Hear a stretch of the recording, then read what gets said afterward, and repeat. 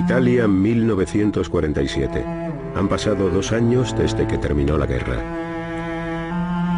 La pobreza asola la mayor parte del país, convirtiéndolo así en un terreno fértil para el comunismo, que promete una solución para los males económicos y las injusticias. La vida era extremadamente dura. Debíamos soportar las continuas tensiones políticas y además teníamos la sensación de que había que apretarse el cinturón. Estábamos hambrientos, siempre estábamos hambrientos. Cuando la cifra de miembros del Partido Comunista alcanzó los 2 millones, Estados Unidos temió que Italia y toda Europa occidental se inclinaran hacia el comunismo. The seeds of totalitarian regimes are nurtured by misery and war. They spread and grow in the evil soil of poverty and strife. They reach their full growth when the hope of a people for a better life has died.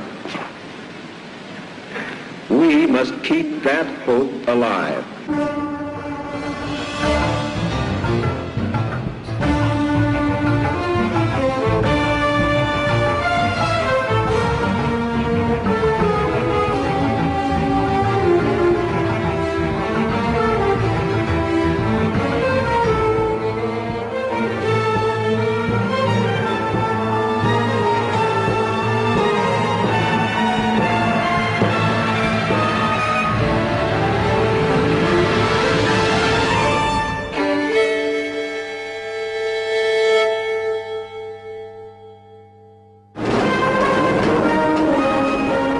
Día de la liberación en Moscú, 1947.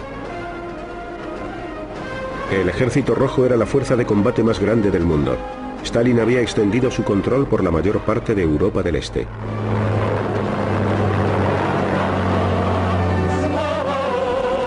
La Unión Soviética ofrecía un modelo alternativo de sociedad: la propiedad pública y una economía centralizada frente a la fe occidental en una economía mixta y en el libre comercio.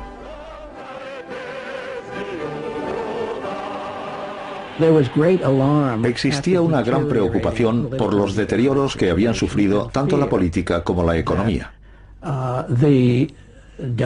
Temíamos que los comunistas de Europa Occidental se volvieran activos y perjudiciales, lo que situaría a estas naciones al borde de la bancarrota.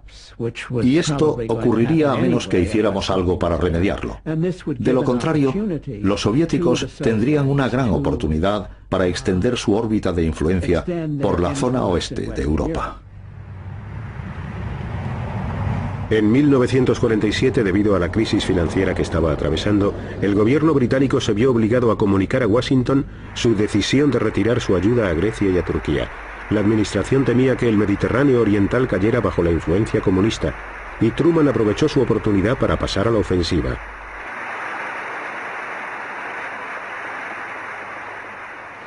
The free peoples of the world look to us for support in maintaining their freedoms. If we falter in our leadership, we may endanger the peace of the world, and we shall surely endanger the welfare of this nation.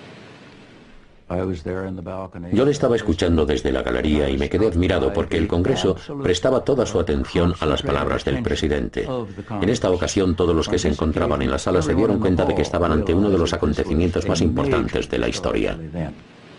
I therefore ask the Congress to provide authority for assistance to Greece and Turkey in the amount of $400 million for the period ending June 30th, 1948. Por primera vez, Truman presentó la lucha como si fuera un combate entre la libertad y la tiranía, entre Occidente y el comunismo. Truman tenía que convencer al Congreso, que muy a menudo se mostraba aislacionista, de que había que actuar. El anticomunismo de la doctrina Truman lo consiguió. El discurso de Truman reflejó claramente el propio carácter del presidente. Le gustaba verlo todo muy claro y sus respuestas eran casi siempre breves y concisas. Tras una guerra de 5 años y medio de duración para derrotar al fascismo, Europa estaba en bancarrota. La industria había quedado reducida a un montón de ruinas, y de los edificios solo quedaban los escombros.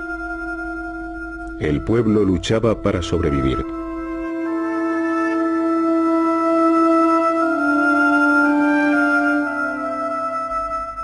El Partido Comunista, que había combatido al fascismo, reclutaba nuevos miembros. El comunismo atraía a los jóvenes y estudiantes con la esperanza de poder crear una sociedad sin clases. Muchos creyeron que el comunismo construiría un mundo mejor, mejor que el que existía antes de la guerra.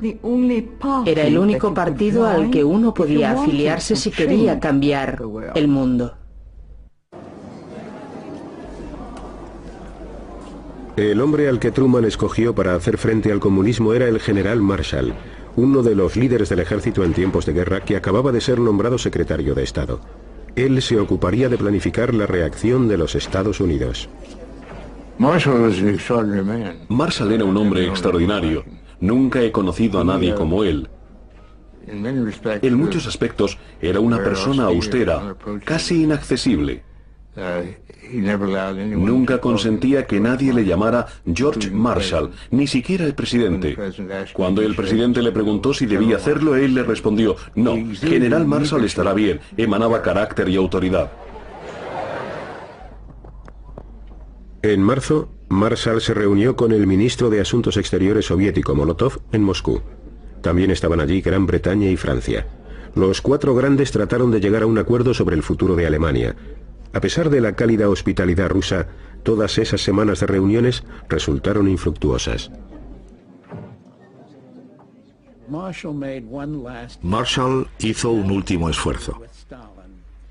Se entrevistó con Stalin en el Kremlin y esta reunión le convenció de que los soviéticos estaban tratando de ganar tiempo para que la situación en Europa Central y Oriental empeorara aún más. De este modo, el descontento popular sería cada vez mayor. La fuerza de los comunistas aumentaría. Y quizás su ideología llegara al poder en los países de Europa Occidental sin que el Ejército Rojo tuviera que invadirlos. Entre todos los problemas que tenía Europa, había uno de especial importancia: el futuro de una Alemania derrotada. Stalin quería que siguiera estando sometida porque le preocupaba que, de lo contrario, un día se recuperara y volviera a poner en peligro a la Unión Soviética. Los norteamericanos consideraban necesario que Alemania se pusiera en pie de nuevo para que toda Europa pudiera recuperarse completamente. Para entonces, Marshall ya estaba convencido de que había que actuar con rapidez. A su regreso de Moscú dio instrucciones al Departamento de Estado para que comenzaran a aportar ideas con el fin de elaborar un plan para rescatar Europa. Pero para ello se necesitarían miles de millones de dólares. ¿Aprobaría el Congreso estos enormes costes? The whole situation is critical in the extreme. We happen to be, very fortunately for ourselves, the strongest nation in the world today, certainly economically. La urgencia era tal que Marshall aceleró los preparativos de su plan. Y lo hizo público en una ceremonia de entrega de premios en la Universidad de Harvard. Las cámaras no estaban presentes. Marshall propuso que la ayuda a Europa se llevara a cabo a una enorme escala e invitó a los europeos a responder a su propuesta. Ernest Bevin, secretario de Asuntos Exteriores británico, se dio cuenta inmediatamente de la importancia del discurso de Marshall. De hecho, él siempre había deseado que los norteamericanos tomaran parte en la reconstrucción de Europa. Cuando Marshall pronunció su gran discurso en Harvard, Bevin lo escuchó atentamente y junto con los franceses le dio la bienvenida. Partiendo de esta base, elaboraron lo que más tarde se convertiría en el Programa de Recuperación Europea, que lograría levantar nuevamente a la Europa Occidental. La economía soviética también necesitaba inversiones desesperadamente para recuperarse de los estragos ocasionados por 4 años de guerra en territorio ruso. En teoría, el plan Marshall estaba abierto tanto al este como al oeste, pero ¿participaría Stalin en él? Stalin siempre desconfiaba, y desde sus orígenes, el plan no le entusiasmó mucho. Dijo, solo tenéis que fijaros. La situación ahora es bastante diferente de cuando los americanos se comprometieron a ayudarnos durante la guerra. Además, ellos han puesto en práctica la doctrina Truman. En realidad no quieren ayudarnos. Solo quieren arrancar a las democracias populares de nuestra esfera de influencia para conquistarlas, infiltrarse en ellas y sacarlas de la Unión Soviética. En París se celebró una conferencia de ministros de Asuntos Exteriores para comenzar a formular la respuesta europea al Plan Marshall. A pesar del recelo de Stalin, Molotov y una numerosa delegación soviética se sentaron a la mesa de conferencias.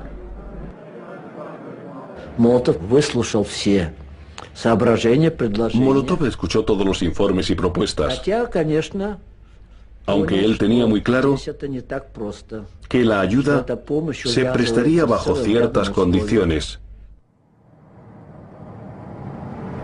Durante la Guerra Fría ambas partes recurrieron a los espías, y en este punto crítico, los espías de Londres proporcionaron a sus directores soviéticos un documento tras otro. Docenas.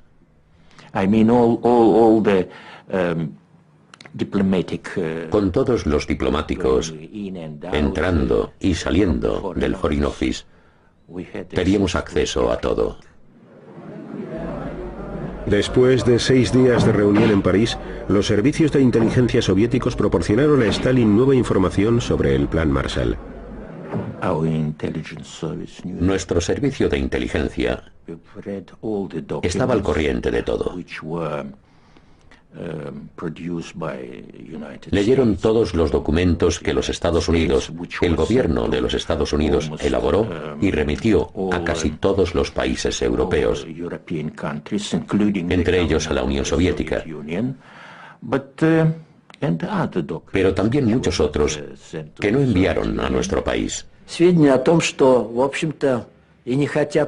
Esta información confirmó que, en realidad, América no quería que tomáramos parte en el plan. Solo hacían ademán de desearlo para no asustar a quienes ya estaban tratando con ellos sin previo aviso.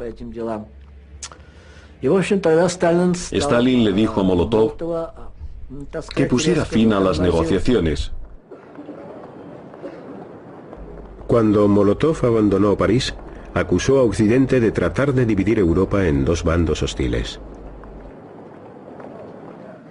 En realidad nunca pensamos que los soviéticos pudieran tomar parte en el Plan Marshall. Pero era un paso aconsejable persuadir al mundo de que estábamos siendo realmente altruistas, de que no era básicamente una maniobra anticomunista y antisoviética.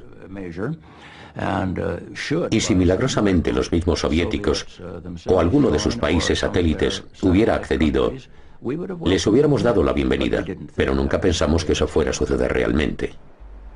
En Praga, los checoslovacos discutían si debían unirse al plan o no. En el gobierno elegido democráticamente, una tercera parte de los ministros eran comunistas. Las reacciones ante esta propuesta fueron muy positivas, incluso por parte de los ministros del gobierno checoslovaco, que aceptaron participar en la conferencia de París. Y eso significaba que irían a preparar el Plan Marshall. La decisión del gobierno checoslovaco fue unánime.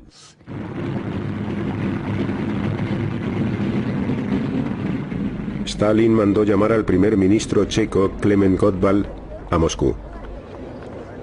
Le acompañaba el ministro de Asuntos Exteriores, Jan Masaryk. Llegaron el 9 de julio por la tarde y esperaron. Serían las 11, es decir, antes de medianoche, cuando llegó alguien y les dijo que debían salir inmediatamente hacia el Kremlin. Pero lo principal, lo que pretendían, era que la delegación checoslovaca no pudiera desplazarse a París para asistir a la conferencia sobre el Plan Marshall.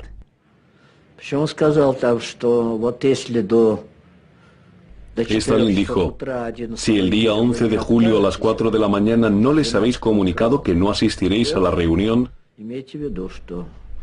Preparaos porque esto repercutirá gravemente en nuestras relaciones con vuestro país. Stalin fue bastante claro y contundente y les dio un ultimátum. Nuestra delegación tenía 4 horas para comunicarle su decisión. Al final, el mismo gobierno que había aceptado por unanimidad acudir a la conferencia de París renunció a asistir. En lo referente al Plan Marshall no había discusión alguna. Solo existía una orden y estaba muy clara. Tenéis que hacerlo y si no lo hacéis, no sois nuestros amigos. Estáis traicionando a la Unión Soviética, etcétera, etcétera. Estaba todo muy claro. Cuando la delegación checa abandonó Moscú, Gottwald leyó unas declaraciones preparadas. Apenas podía ocultar su disconformidad.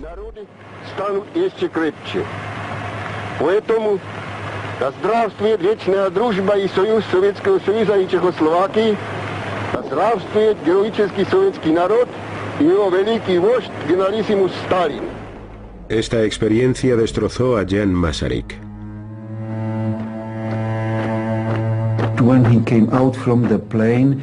Cuando bajó del avión, dijo claramente: fui a Moscú como ministro de un Estado libre y regreso siendo el esclavo de Stalin. En septiembre de 1947, 16 naciones europeas firmaron su adhesión al Plan Marshall y solicitaron $20 millones en concepto de ayuda. La Alianza Occidental comenzó a tomar forma. Se estaban dibujando las líneas de batalla de la Guerra Fría. Nuestro propósito estaba basado fundamentalmente en la compasión y en la buena voluntad. Sabíamos que nuestros antiguos aliados necesitaban la ayuda de los Estados Unidos. En la Unión Soviética, la política del Plan Marshall se veía como un intento de los americanos de imponer su influencia en los países que recibieran las ayudas del Plan Marshall. La Unión Soviética no podía aceptarlo, puesto que creían que se trataba de un acto agresivo que resultaría muy ventajoso para los americanos. Por eso, en nuestro país jamás se aceptó el Plan Marshall.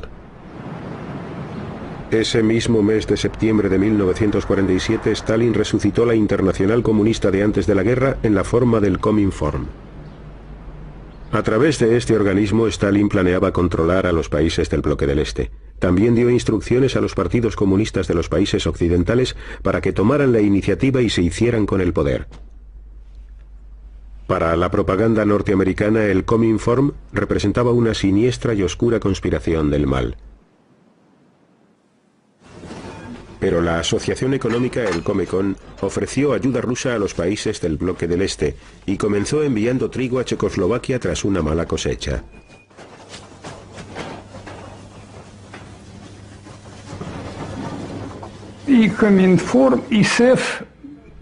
Tanto el Cominform como el Comecon fueron una respuesta directa al Plan Marshall. Por una parte, el Cominform seguiría la línea política e ideológica que la Unión Soviética quería adoptar en los países socialistas. Por otra parte, el objetivo del Comecon era proporcionar asistencia económica a esas naciones para evitar que fueran arrancadas de su órbita de influencia. Febrero de 1948. Los comunistas suben al poder en Checoslovaquia. Las milicias de trabajadores participan en la marcha. Todos los que no son comunistas son detenidos. Los comités de acción asumen el control de la policía y de los sindicatos. El presidente Benes capitula. La bandera roja ondea en el centro de Praga. En solo 5 días los comunistas se hicieron con el gobierno de Checoslovaquia e impusieron a sus habitantes las normas de Stalin. Dos semanas más tarde, Jan Masaryk encontró la muerte al caer desde la ventana de su apartamento en Praga. Aún se plantean 2 controvertidas hipótesis sobre este hecho. ¿Perdió toda esperanza y saltó? ¿O le empujaron? Masaryk era hijo de Tomás Masaryk, fundador del Estado checo. Su funeral simbolizó el final de una Checoslovaquia libre. Tras la muerte del ministro, unas 10.000 personas fueron a decirle adiós, a darle su último adiós. Lloraban y le llevaban flores. Pero la impresión generalizada era que estaban ante el final. Por desgracia, todos lo sentimos así. El ascenso al poder de los comunistas en Praga conmocionó a Washington. Allí todavía se estaba discutiendo el caso de la ayuda propuesta por Marshall ante un Congreso aislacionista. The Soviet Union and its agents have destroyed the independence and democratic character of a whole series of nations in Eastern and Central Europe. It is this ruthless course of action and the clear design to extend it to the remaining free nations of Europe that have brought about the critical situation in Europe today. Esta situación crítica llegó en el momento en que las cámaras del Congreso estaban considerando finalmente la legislación. Entonces se produjo el golpe en Checoslovaquia y fue la gota que colmó el vaso. Porque incluso los aislacionistas, o al menos la mayoría, comprobaron que con su ascenso al poder en Checoslovaquia, los rusos estaban avanzando hacia el oeste. Era muy importante aprobar la legislación. El 3 de abril de 1948 el Congreso concedió 5.000 millones de dólares para las ayudas Marshall, unos 157.000 millones de pesetas. El Plan Marshall nació de la necesidad de alimentar a los hambrientos y de evitar que el comunismo se extendiera por toda Europa. El 20% de las ayudas eran préstamos y el 80% subvenciones. Los primeros envíos consistían en alimentos y fertilizantes. Después llegaron las máquinas para mejorar los resultados de la agricultura. En los 4 años que duró el Plan Marshall, otorgó 13.500 millones de dólares, más de 2 billones de pesetas, repartidos entre 16 países. Pocas personas de aquella agencia habían entregado alguna vez más dinero que en esta ocasión desde que existía el gobierno de los Estados Unidos. Fue un acto extraordinario. Europa adquirió una gran cantidad de mercancías y maquinaria norteamericanas, por lo que una gran parte de las ayudas Marshall regresó directamente a la industria de Estados Unidos, impulsando un boom de posguerra. Mucha gente que yo conocía pensaba que la generosidad de los americanos era muy interesada, en el sentido de que pensaban en Europa como punto de venta para sus productos, como mercado para exportarlos. Y llegamos a esa conclusión por el tipo de cosas que querían que les compráramos con el dinero que nos habían prestado. Uno de los países que más ayuda necesitaba era Grecia, devastada por la ocupación nazi y por 5 años de guerra civil. En el norte, las tropas del gobierno seguían exterminando a las guerrillas comunistas.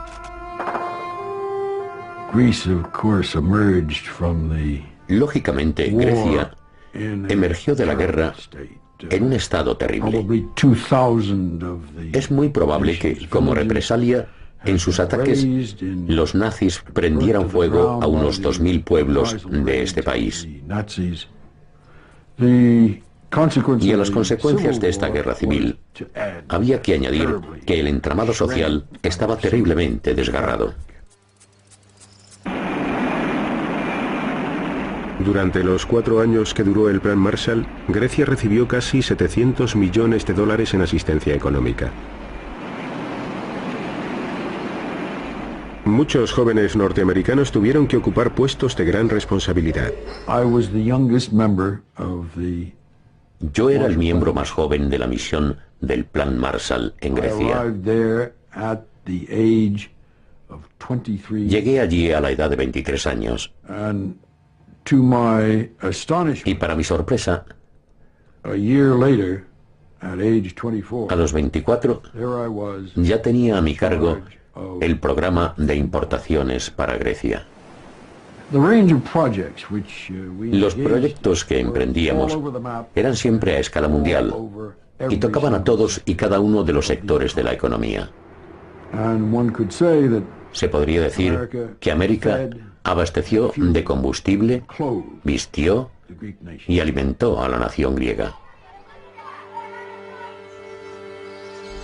Los estrategas del Plan Marshall llegaron a los pueblos situados en las colinas del norte de Grecia que salían de la guerra civil con un plan para hacer frente a las necesidades locales. Durante la Segunda Guerra Mundial y durante la Guerra Civil quedó destruido un elemento primordial: los animales de tiro de las granjas. Una de las decisiones que se tomaron fue importar algo a lo que nosotros estábamos acostumbrados, la mula de Missouri. Y la mula de Missouri no solo tiene mal genio, además es grande.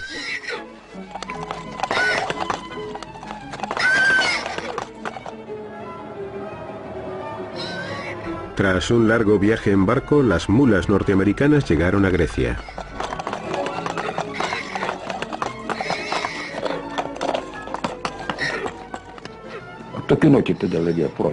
Las autoridades del pueblo nos informaron sobre las mulas. Bajamos hasta la cooperativa, que estaba en Shanti, y allí nos dieron las mulas. Los agricultores lo echaron a suertes. Había que coger un pedazo de papel en el que estaba escrito el número de la mula. Entonces el capataz miraba el papel y te daba la mula que correspondía a tu número y te decía: cógela.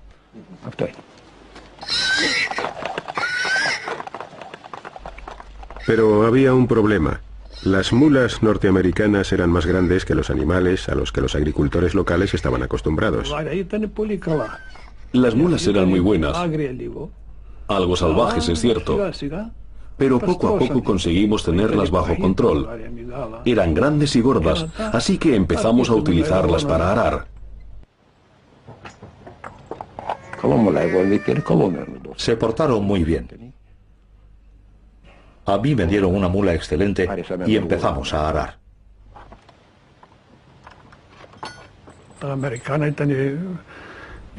Las mulas americanas eran mejores. Habían sido criadas en establos y estaban bien alimentadas y gordas. Podían cargar con más de 200 kilos. Nuestras mulas locales eran pequeñas. Les estamos muy agradecidos.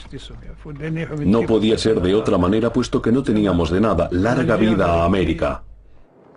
La Europa industrial se enfrentaba a otros problemas. Francia, 1947. Los trabajadores de la fábrica Renault cerca de París se declaran en huelga. Cuando los ministros comunistas les respaldaron, fueron expulsados del gobierno. A estos acontecimientos siguieron unos meses de graves trastornos. Las huelgas comenzaron a multiplicarse. Al final, 3 millones de trabajadores se echaron a la calle. Simpatizábamos mucho con los trabajadores que hacían huelga, porque en nuestra opinión estaban muy mal pagados y el gobierno no haría nada por ellos si ellos no presionaban al gobierno. Los ministros temían que se desencadenara una guerra civil. Los Estados Unidos dejaron muy claro que la industria francesa no recibiría más ayudas Marshall hasta que no tuviera a los comunistas bajo control.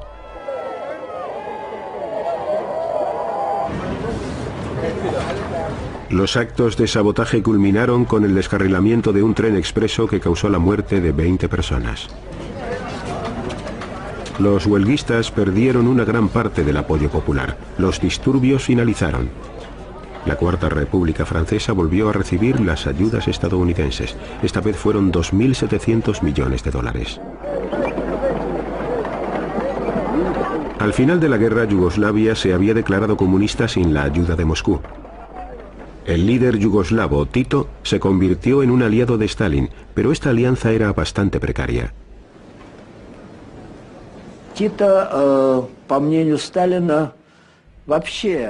En opinión de Stalin, Tito estaba adquiriendo una posición cada vez más independiente en varios campos, entre los que se encontraban los asuntos internacionales. Tito no consultaba a Stalin o le pedía consejo antes de actuar, y cada vez estaba más lejos de la influencia socialista.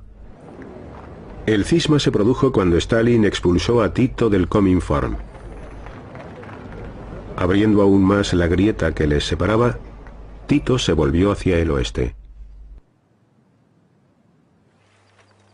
Tras una serie de desastrosas sequías, Tito solicitó la asistencia económica de los Estados Unidos. En 1950 firmó un acuerdo con el gobierno de Estados Unidos. Yugoslavia emergió del otro lado del telón de acero. Los agentes de Estados Unidos distribuyeron más de 150 millones de dólares en ayudas. Estos esfuerzos no eran totalmente altruistas. A Estados Unidos le interesaba enormemente que el Plan Marshall tuviera éxito. De lo contrario, jamás lo hubieran llevado a cabo. Para ellos era vital que Europa Occidental se recuperara. Dejar que el viejo continente se viniera abajo nos hubiera costado más de lo que gastamos en el Plan Marshall. Lo estábamos haciendo bien, haciendo el bien.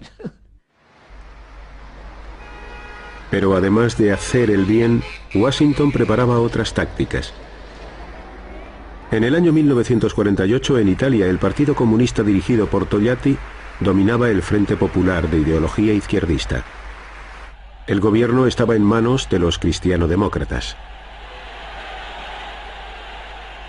En abril, las primeras elecciones generales desde la guerra despertaron las expectativas de una victoria comunista en las urnas. Yo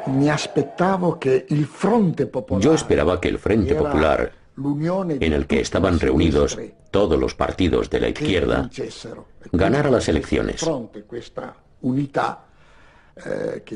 Estos partidos tuvieron que unirse para contrarrestar a los cristianodemócratas y a las fuerzas de la derecha. Algunos italianos temían una victoria comunista. Estas elecciones podrían haber sido críticas porque, dependiendo del resultado, situarían a Italia en un extremo del mundo o en el otro.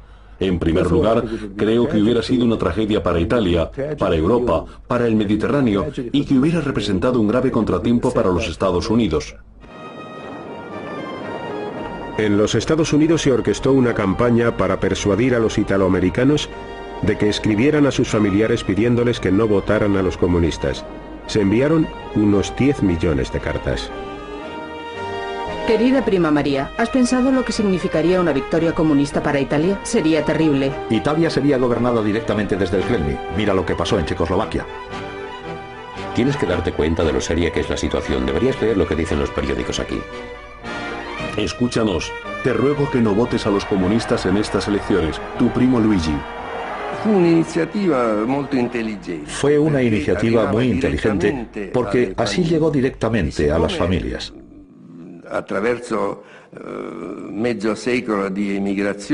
Después de medio siglo de emigración, en América vivían cientos y cientos de familias italianas. Las cartas que sus familiares les escribieron desde Estados Unidos, animándoles y pidiéndoles que no votaran al Partido Comunista, influyeron mucho en la población. Pero no bastaba con escribir cartas. La CIA, de reciente creación, decidió pasar a la ofensiva. Lo que la CIA necesitaba era tener la autoridad suficiente para desarrollar un programa de acción encubierta. El general Marshall sabía que la situación en Italia era crítica. Se trataba del partido comunista más grande del mundo fuera del Imperio Soviético. Como carecía de la organización necesaria y sabía que el Departamento de Estado no podría realizar lo que quedaba pendiente, dijo personalmente: tenemos que explorar los medios de conseguir la autoridad suficiente para iniciar un programa de acción que desafíe a esa tremenda amenaza comunista. Esto generó un debate dentro de la joven CIA. ¿Tenía la autoridad necesaria para llevar a cabo operaciones encubiertas? Los abogados de la CIA estudiaron los términos del nuevo Acta para la Seguridad Nacional. Si el presidente del Consejo Nacional de Seguridad, el director del Consejo Nacional de Seguridad, es el presidente de los Estados Unidos y dirige específicamente la CIA, que está en manos de Helen Cotter, para llevar a cabo operaciones que ayudarán a los partidos democráticos, y si el Congreso, que ha sido nombrado, otorga el dinero necesario para respaldar un proyecto, esto nos proporciona la autoridad que necesitamos. Y así fue como nos dieron luz verde. Entonces intervino la CIA. Comenzó a realizar operaciones encubiertas de apoyo a los anticomunistas y al Partido Demócrata Cristiano. Yo estaba en esta rama de la CIA en la época en la que tuvimos que ponernos manos a la obra rápidamente, aunque carecíamos de experiencia alguna en la acción encubierta. Teníamos bolsas llenas de dinero que entregábamos a determinados políticos para sufragar los gastos de sus campañas para carteles, panfletos, etc. Personalmente no tengo conocimiento de esto. Me han contado cosas al respecto, pero yo no sé nada, porque nunca me involucré en los asuntos de partido. También la Iglesia orquestó una poderosa campaña contra el comunismo. Al Papa Pío XII le preocupaba el Partido Comunista, y no tanto su actitud política como su doctrina. Como Papa que era, Pío XII tenía que interesarse por lo que estaba ocurriendo en Italia en esos momentos. Se creó una red de comités electorales. Trabajaron paralelamente a la organización de la Iglesia Católica, pero en estrecha relación con ella. Puedo decir que todos los partidos envidiaban nuestra estructura electoral y en especial nuestros carteles electorales.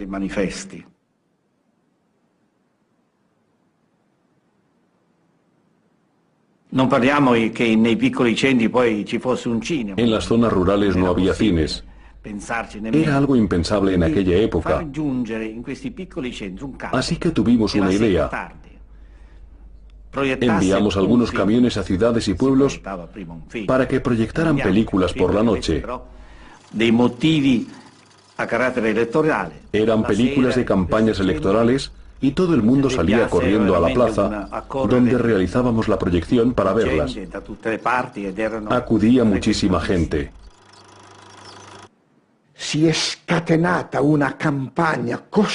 Pusieron en marcha esa tremenda campaña contra la izquierda, contra los comunistas, contra los socialistas, y dijeron las mentiras más terribles sobre ellos. La Iglesia influyó decisivamente sobre la población, porque el 90% de los italianos eran católicos y miembros de la Iglesia. En aquella época yo era católica practicante y asistía a misa rigurosamente, nunca faltaba.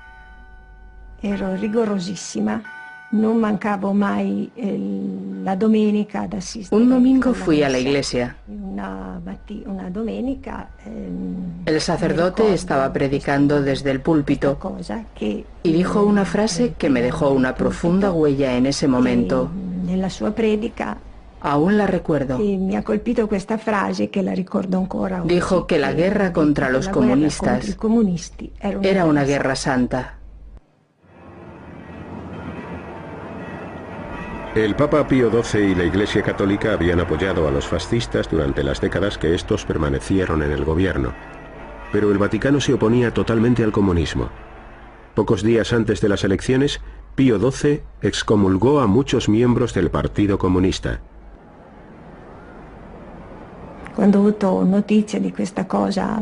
Esa noticia me entristeció profundamente.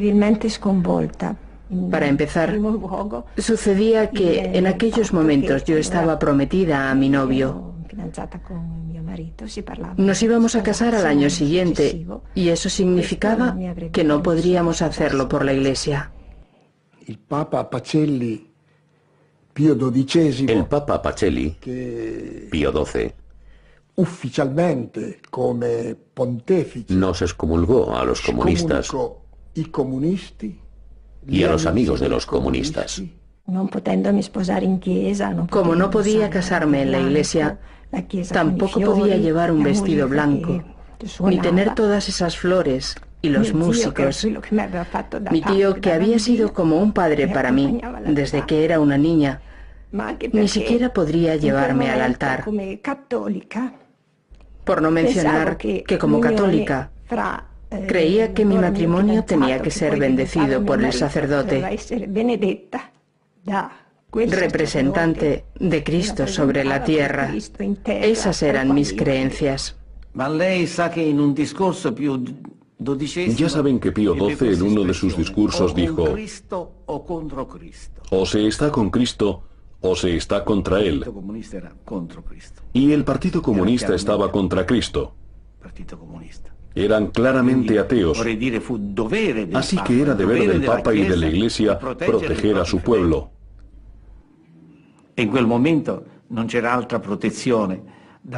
Y la única medida que la Iglesia tomó al respecto fue organizar todos los movimientos cristianos para oponerse al Partido Comunista. El 18 de abril de 1948 Italia se congregó ante las urnas. Los demócratas cristianos obtuvieron una victoria aplastante. Italia seguiría siendo miembro de la Alianza Occidental. El porcentaje de los votos que recibieron los comunistas era de casi la mitad. Ho pianto moltissimo. Lloré mucho. Porque avevamo lavorato moltissimo. Habíamos trabajado muy duro para ganar esta batalla. Superare, vincere, insomma, questa cosa. Había sido un esfuerzo muy grande. Recuerdo que ho pianto. Recuerdo que lloré mucho, muchísimo. La victoria fue aún más increíble de lo que habíamos esperado. Fue la única vez que nosotros, como cristiano-demócratas, tuvimos mayoría absoluta en el Parlamento. La CIA también extrajo sus propias conclusiones de la victoria en las elecciones. Fue una experiencia muy gratificante. Entonces, aún no sabíamos que habíamos llevado a cabo la primera acción política en la historia de la inteligencia americana, a la que después seguirían muchas otras. Ahora que Italia había decidido permanecer en el bloque occidental, los Estados Unidos les hicieron llegar una avalancha de ayudas del Plan Marshall. En Turín, la compañía de automóviles Fiat recibió máquinas gigantes totalmente nuevas para la cadena de montaje procedentes de Pittsburgh y Detroit. La Fiat fue completamente equipada con la maquinaria más sofisticada de Europa.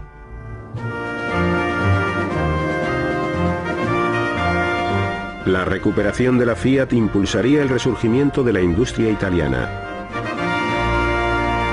En Europa y en Italia especialmente, teníamos la impresión de que América era una nación todopoderosa.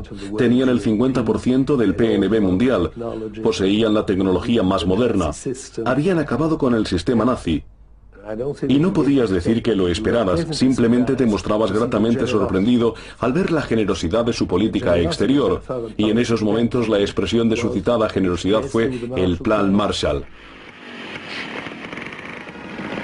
El Plan Marshall también demostró el deseo de los Estados Unidos de salvaguardar el futuro de Europa. El mensaje era el siguiente: modernizad vuestras economías y podréis ser como nosotros. Los americanos estaban intentando imponer las ideas americanas y la organización americana en Europa. Existía la creencia de que, dado que había que reconstruir las industrias europeas, si queríamos que Europa fuera otra vez competitiva en el mundo económico, tendría que imitar los métodos de producción americanos y también los de gestión, etc. Y muchos hombres de negocios europeos estaban ansiosos por hacerlo. En aquellos años, y me refiero a los que siguieron inmediatamente a los de la posguerra, toda Europa estaba en una época de recesión.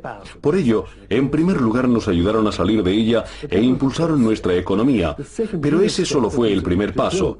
El segundo paso consistió en reunir a la comunidad europea en su totalidad. Nos llevaron hacia la OTAN e iniciaron un acercamiento entre todos los países europeos y también potenciaron el acercamiento a los Estados Unidos. El Plan Marshall se había propuesto construir una sociedad de consumo en Europa. Los Estados Unidos querían un bloque occidental donde se practicara la libre empresa, un conjunto de países pacíficos, unidos y ligados al comercio y al capital norteamericanos. La Unión Soviética se vio obligada a construir su propio bloque rival.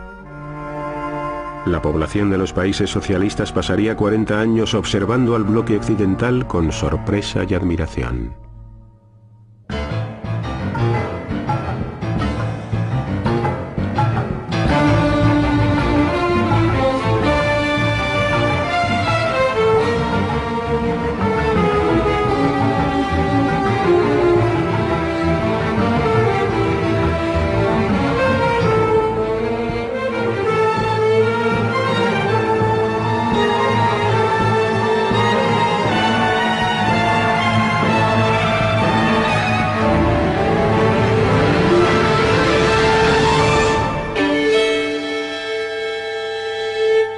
Católica, creía que mi matrimonio tenía que ser bendecido por el sacerdote,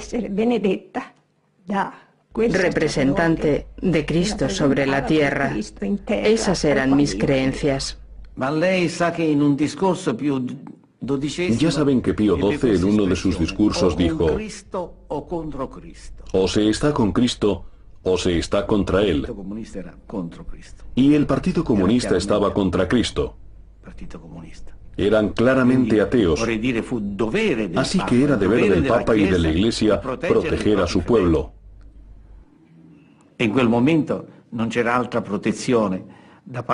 la única medida que la Iglesia tomó al respecto fue organizar todos los movimientos cristianos para oponerse al Partido Comunista.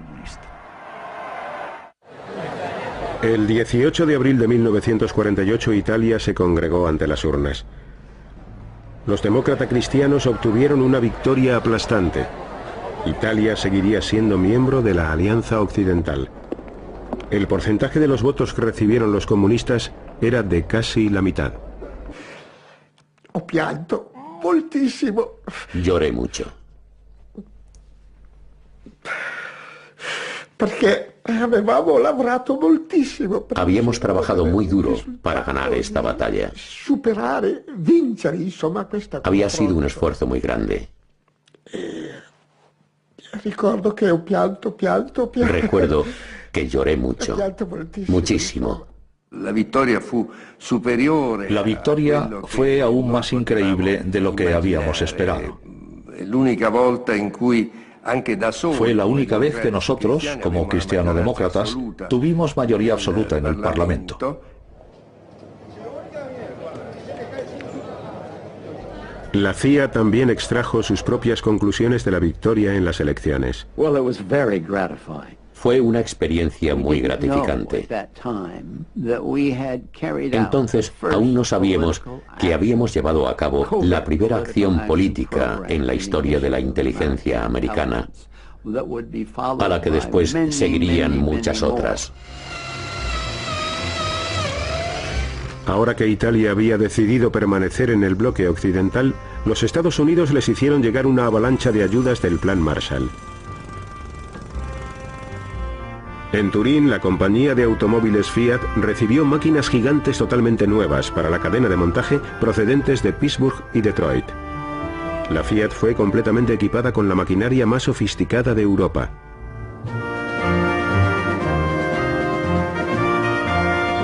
La recuperación de la Fiat impulsaría el resurgimiento de la industria italiana. La vida era extremadamente dura. Debíamos soportar las continuas tensiones políticas y además teníamos la sensación de que había que apretarse el cinturón. Estábamos hambrientos, siempre estábamos hambrientos. Cuando la cifra de miembros del Partido Comunista alcanzó los 2 millones, Estados Unidos temió que Italia y toda Europa occidental se inclinaran hacia el comunismo. The seeds of totalitarian regimes are nurtured by misery and war. They spread and grow in the evil soil of poverty and strife. They reach their full growth when the hope of a people for a better life has died. We must keep that hope alive.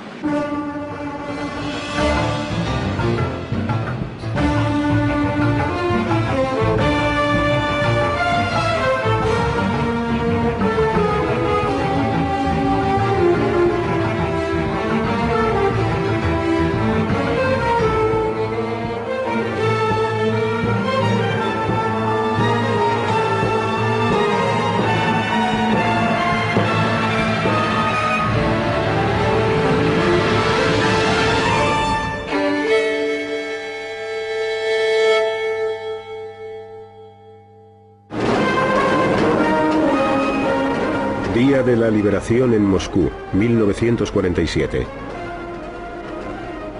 El Ejército Rojo era la fuerza de combate más grande del mundo. Stalin había extendido su control por la mayor parte de Europa del Este.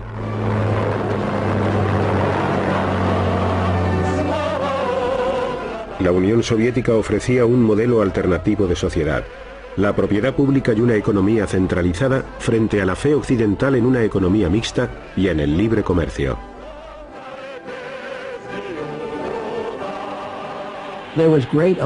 Existía una gran preocupación por los deterioros que habían sufrido tanto la política como la economía. Temíamos que los comunistas de Europa occidental se volvieran activos y perjudiciales, lo que situaría a estas naciones al borde de la bancarrota. Y esto ocurriría a menos que hiciéramos algo para remediarlo. De lo contrario, los soviéticos tendrían una gran oportunidad para extender su órbita de influencia por la zona oeste de Europa. En 1947, debido a la crisis financiera que estaba atravesando, el gobierno británico se vio obligado a comunicar a Washington su decisión de retirar su ayuda a Grecia y a Turquía. La administración temía que el Mediterráneo oriental cayera bajo la influencia comunista, y Truman aprovechó su oportunidad para pasar a la ofensiva.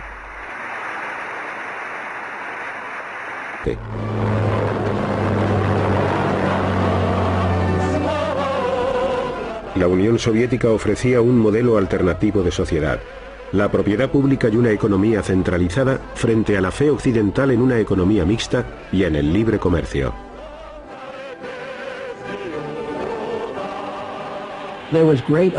Existía una gran preocupación por los deterioros que habían sufrido tanto la política como la economía.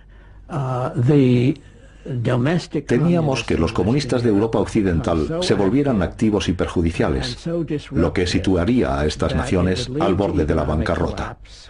Y esto ocurriría a menos que hiciéramos algo para remediarlo. De lo contrario, los soviéticos tendrían una gran oportunidad para extender su órbita de influencia por la zona oeste de Europa. En 1947, debido a la crisis financiera que estaba atravesando, el gobierno británico se vio obligado a comunicar a Washington su decisión de retirar su ayuda a Grecia y a Turquía. La administración temía que el Mediterráneo oriental cayera bajo la influencia comunista, y Truman aprovechó su oportunidad para pasar a la ofensiva.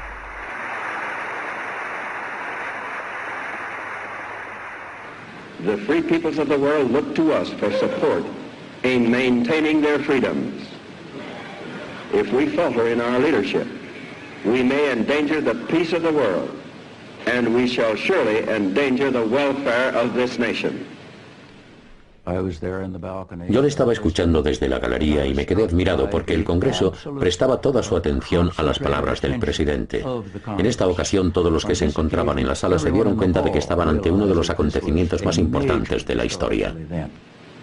I therefore ask the Congress to provide authority for assistance to Greece and Turkey in the amount of $400 million for the period ending June 30th, 1948.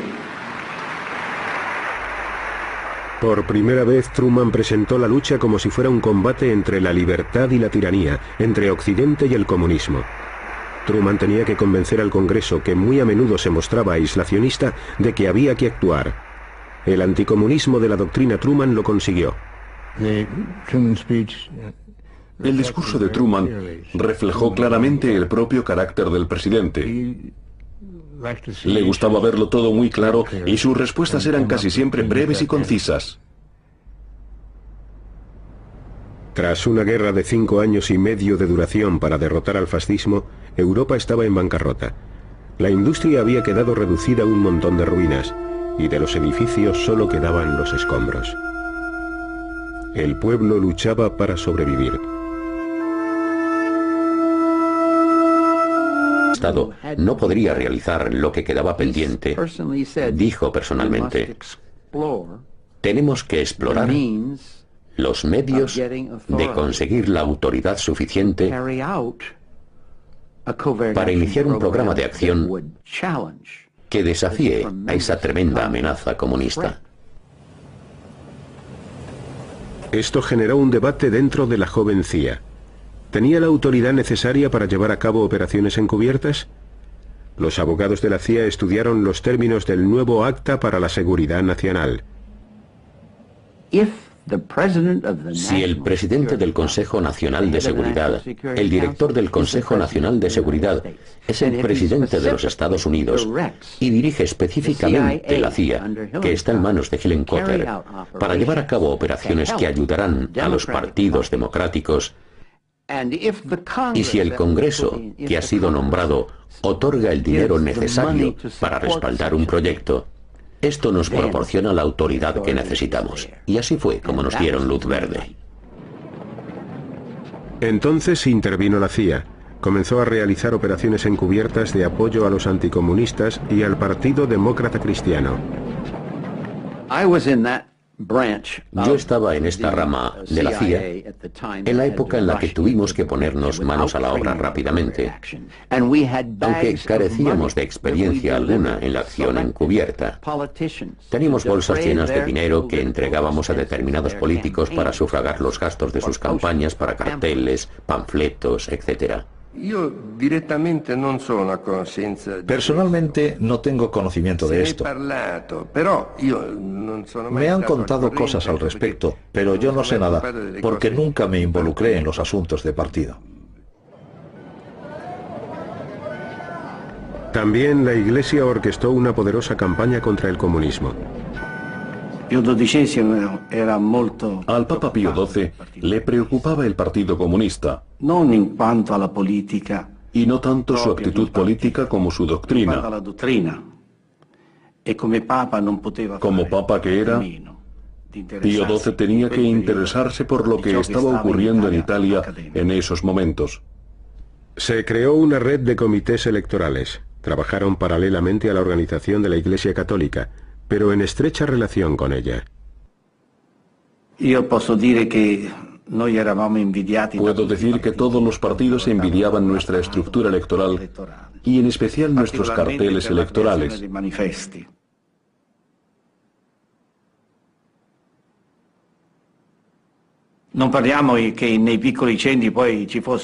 En las zonas rurales no había cines. A opinión, estaban muy mal pagados y el gobierno no haría nada por ellos si ellos no presionaban al gobierno.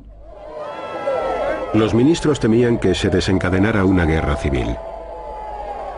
Los Estados Unidos dejaron muy claro que la industria francesa no recibiría más ayudas Marshall hasta que no tuviera a los comunistas bajo control.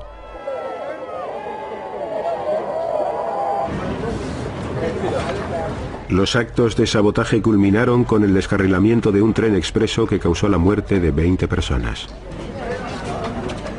Los huelguistas perdieron una gran parte del apoyo popular. Los disturbios finalizaron. La Cuarta República Francesa volvió a recibir las ayudas estadounidenses. Esta vez fueron 2.700 millones de dólares. Al final de la guerra, Yugoslavia se había declarado comunista sin la ayuda de Moscú. El líder yugoslavo, Tito, se convirtió en un aliado de Stalin, pero esta alianza era bastante precaria.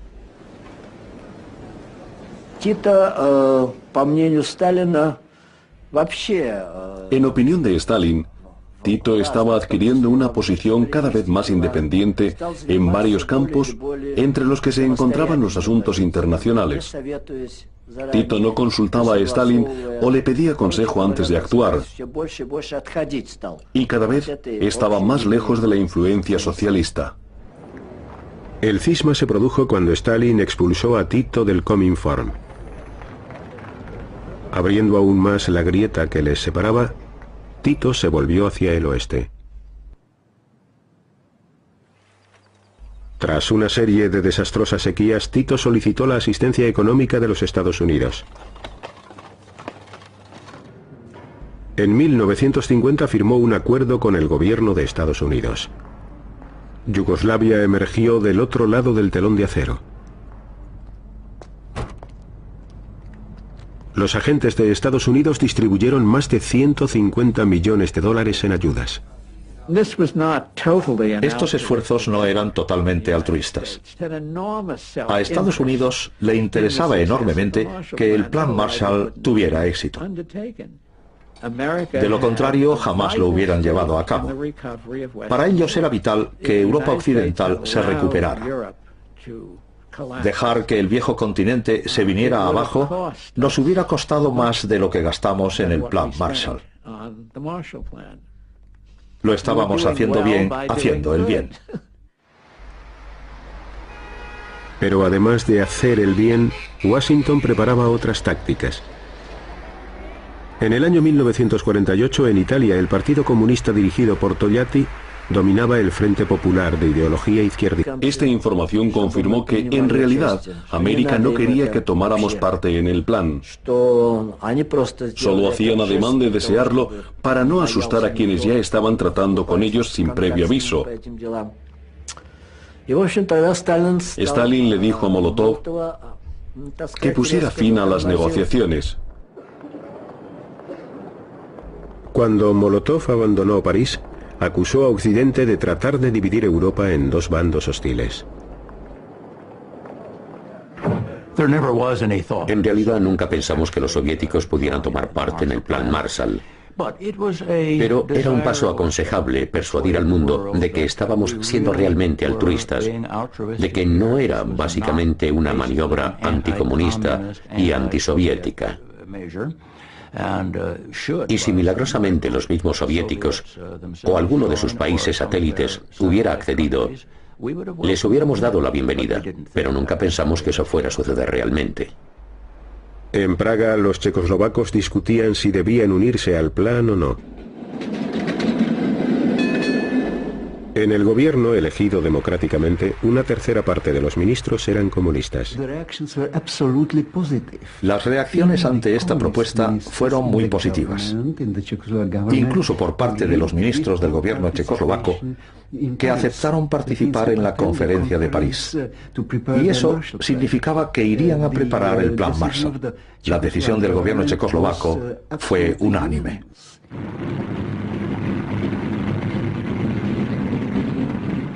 Stalin mandó llamar al primer ministro checo, Klement Gottwald, a Moscú.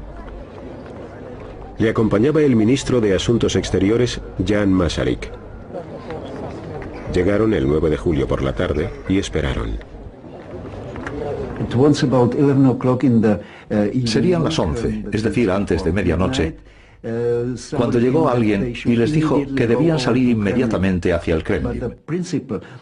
Pero lo principal, lo que pretendían, era que la delegación checoslovaca no pudiera desplazarse a París para asistir a la conferencia sobre el Plan Marshall.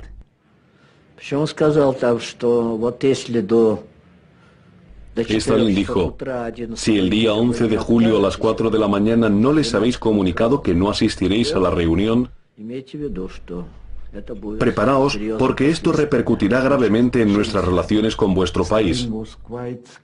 Stalin fue bastante claro y contundente y les dio un ultimátum. Nuestra delegación tenía 4 horas para comunicarle su decisión. Al final, el mismo gobierno que había aceptado por unanimidad acudir a la conferencia de París, el comunismo construiría un mundo mejor, mejor que el que existía antes de la guerra. Era el único partido al que uno podía afiliarse si quería cambiar el mundo. El hombre al que Truman escogió para hacer frente al comunismo era el general Marshall, uno de los líderes del ejército en tiempos de guerra que acababa de ser nombrado secretario de Estado. Él se ocuparía de planificar la reacción de los Estados Unidos. Marshall era un hombre extraordinario. Nunca he conocido a nadie como él. En muchos aspectos era una persona austera, casi inaccesible. Nunca consentía que nadie le llamara George Marshall, ni siquiera el presidente. Cuando el presidente le preguntó si debía hacerlo, él le respondió, no, General Marshall estará bien, emanaba carácter y autoridad. En marzo, Marshall se reunió con el ministro de Asuntos Exteriores soviético Molotov en Moscú. También estaban allí Gran Bretaña y Francia. Los cuatro grandes trataron de llegar a un acuerdo sobre el futuro de Alemania. A pesar de la cálida hospitalidad rusa, todas esas semanas de reuniones resultaron infructuosas. Marshall hizo un último esfuerzo. Se entrevistó con Stalin en el Kremlin y esta reunión le convenció de que los soviéticos estaban tratando de ganar tiempo para que la situación en Europa Central y Oriental empeorara aún más. De este modo, el descontento popular sería cada vez mayor. La fuerza de los comunistas aumentaría. Y quizás su ideología llegara al poder en los países de Europa Occidental sin que el Ejército Rojo tuviera que invadirlos. Entre todos los problemas que tenía Europa, había uno de especial importancia: el futuro de una Alemania derrotada. Stalin quería que siguiera estando sometida porque le preocupaba que, de lo contrario, un día se recuperara y volviera a poner en peligro a la Unión Soviética. Los norteamericanos consideraban necesario que Alemania se pusiera en pie de nuevo para que toda Europa pudiera recuperarse completamente. Para entonces, Marshall ya estaba convencido de que había que actuar con rapidez. A su regreso de Moscú dio instrucciones al Departamento de Estado para que comenzaran a aportar ideas con el fin de elaborar un plan para rescatar Europa. Pero para ello se necesitarían miles de millones de dólares. ¿Aprobaría el Congreso estos enormes costes? The whole situation is critical in the extreme. We happen to be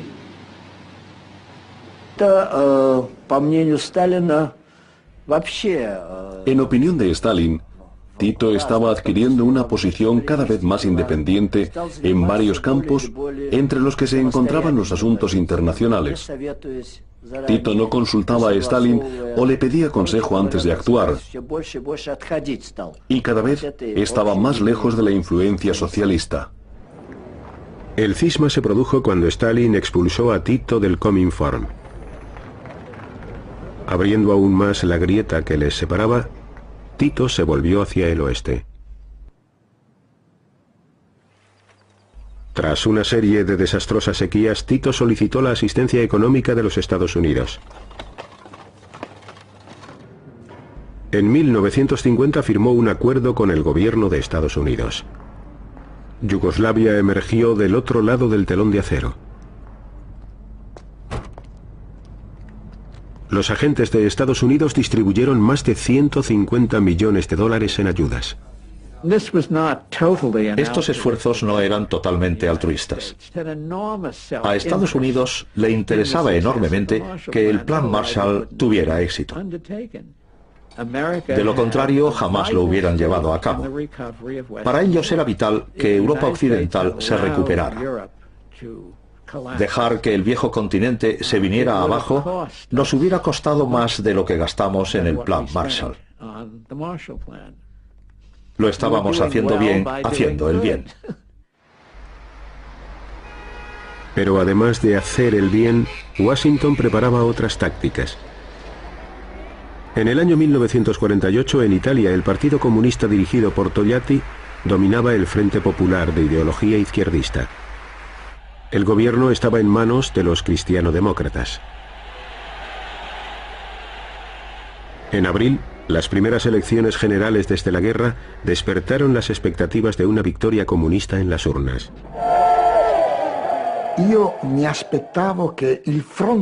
Yo esperaba que el Frente Popular, en el que estaban reunidos todos los partidos de la izquierda, ganara las elecciones. Estos partidos tuvieron que unirse para contrarrestar a los cristianodemócratas y a las fuerzas de la derecha. Algunos italianos temían una victoria comunista. Estas elecciones podrían haber sido críticas porque, dependiendo del resultado, situarían a Italia en un extremo del mundo o en el otro. En primer lugar, creo que hubiera sido una tragedia para Italia, para Europa, para el Mediterráneo y que hubiera representado un grave contratiempo para los Estados Unidos. El anticomunismo de la doctrina Truman lo consiguió. El discurso de Truman reflejó claramente el propio carácter del presidente.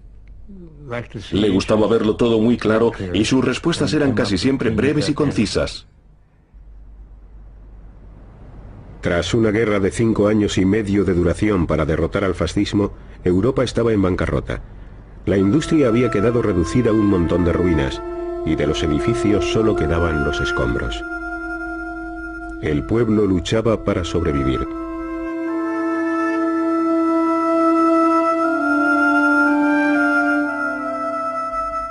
El Partido Comunista, que había combatido al fascismo, reclutaba nuevos miembros. El comunismo atraía a los jóvenes y estudiantes con la esperanza de poder crear una sociedad sin clases.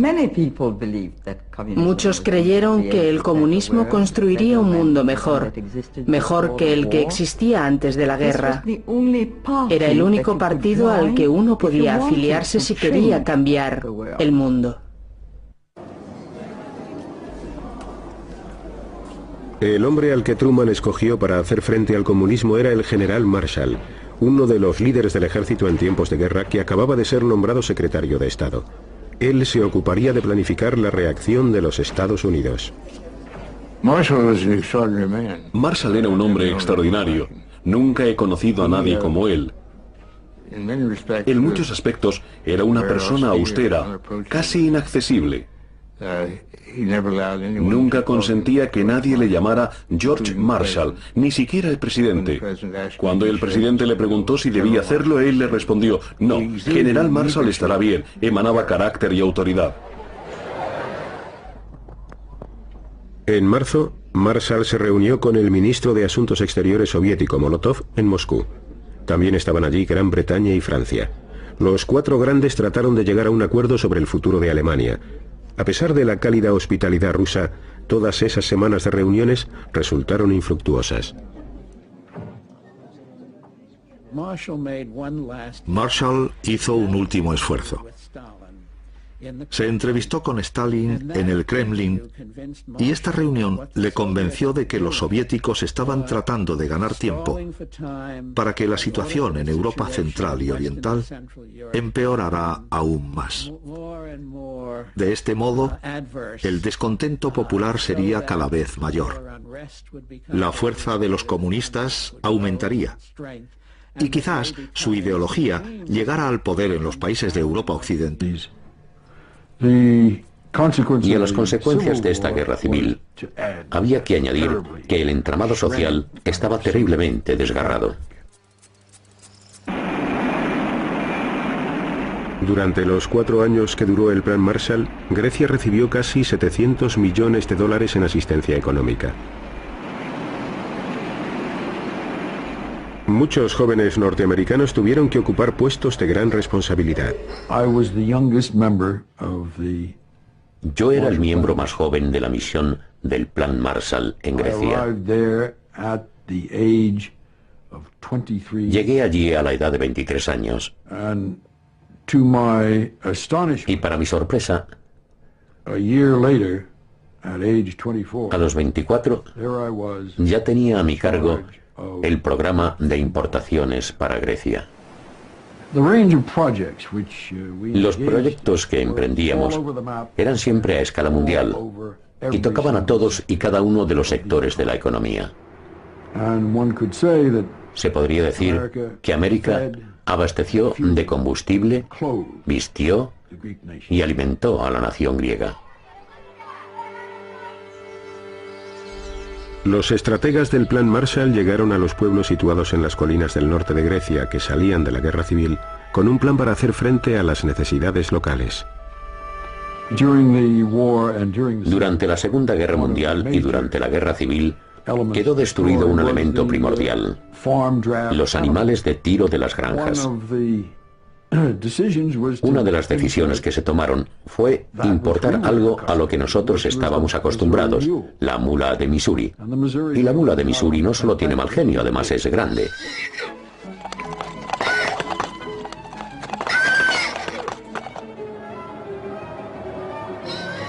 Tras un largo viaje en barco, las mulas norteamericanas llegaron a Grecia.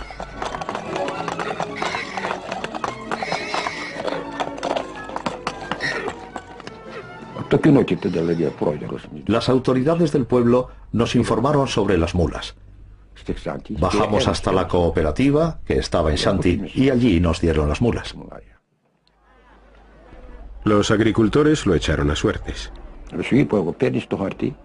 Había que coger un pedazo de papel en el que estaba escrito el número de la mula. Entonces el capataz miraba el papel y te daba la mula que correspondía a tu número y te decía: cógela.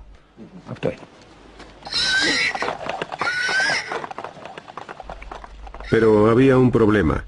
Las mulas norteamericanas eran más grandes que los animales a los que los agricultores locales estaban acostumbrados. Las mulas eran muy buenas.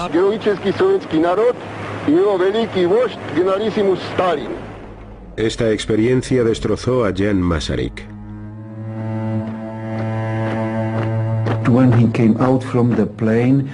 Cuando bajó del avión, dijo claramente: fui a Moscú como ministro de un Estado libre y regreso siendo el esclavo de Stalin. En septiembre de 1947, 16 naciones europeas firmaron su adhesión al Plan Marshall y solicitaron $20 millones en concepto de ayuda. La Alianza Occidental comenzó a tomar forma. Se estaban dibujando las líneas de batalla de la Guerra Fría. Nuestro propósito estaba basado fundamentalmente en la compasión y en la buena voluntad. Sabíamos que nuestros antiguos aliados necesitaban la ayuda de los Estados Unidos. En la Unión Soviética, la política del Plan Marshall se veía como un intento de los americanos de imponer su influencia en los países que recibieran las ayudas del Plan Marshall.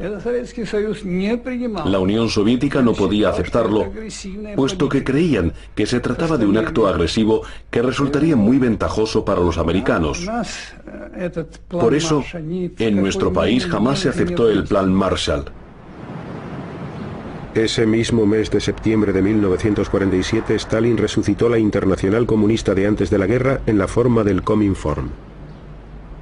A través de este organismo, Stalin planeaba controlar a los países del bloque del Este. También dio instrucciones a los partidos comunistas de los países occidentales para que tomaran la iniciativa y se hicieran con el poder. Para la propaganda norteamericana, el Cominform representaba una siniestra y oscura conspiración del mal. Pero la asociación económica, el Comecon, ofreció ayuda rusa a los países del bloque del Este y comenzó enviando trigo a Checoslovaquia tras una mala cosecha.